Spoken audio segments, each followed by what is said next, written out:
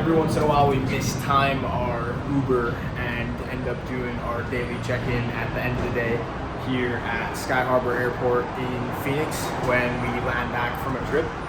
Just got back off of a layover from Seattle, from originally Kelowna in Canada, and standing outside this little corner right here making this video because our bag ended up having to get checked.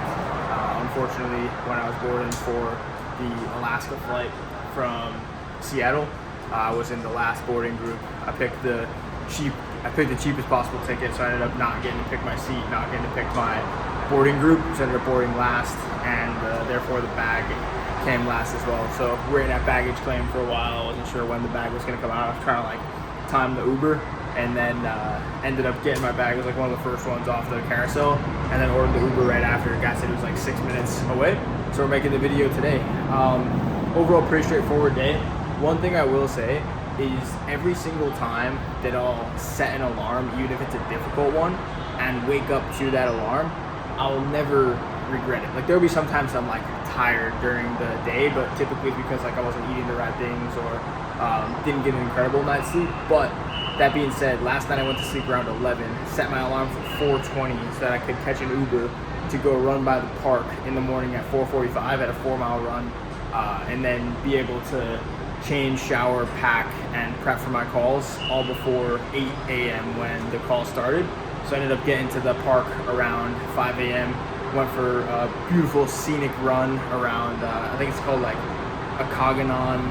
Okanagan or something, lake.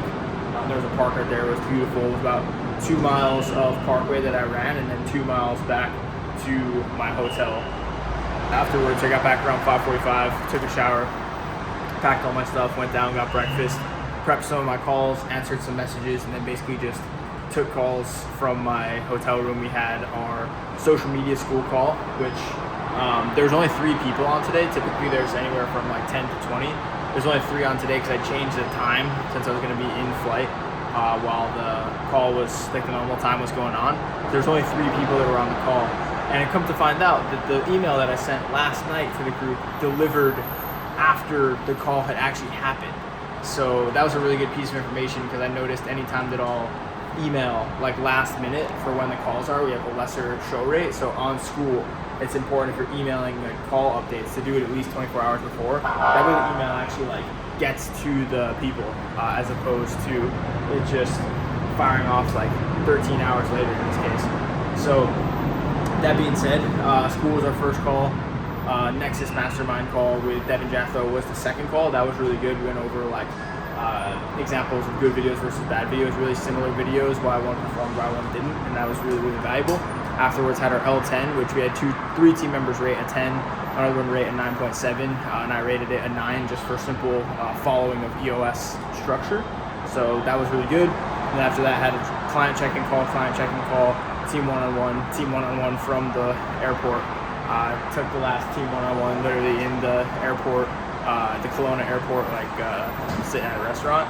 And then the restaurant was so slow with the food that I had to get up, unfortunately, didn't get to eat my stuff, and boarded for Seattle. Went to Seattle, not that long of a layover, so it was a bit rushed, but ended up getting some food there, and then flew here into Phoenix where we've had the bag situation, and now I've been filming this for about 4 minutes, which means my Uber is probably getting close.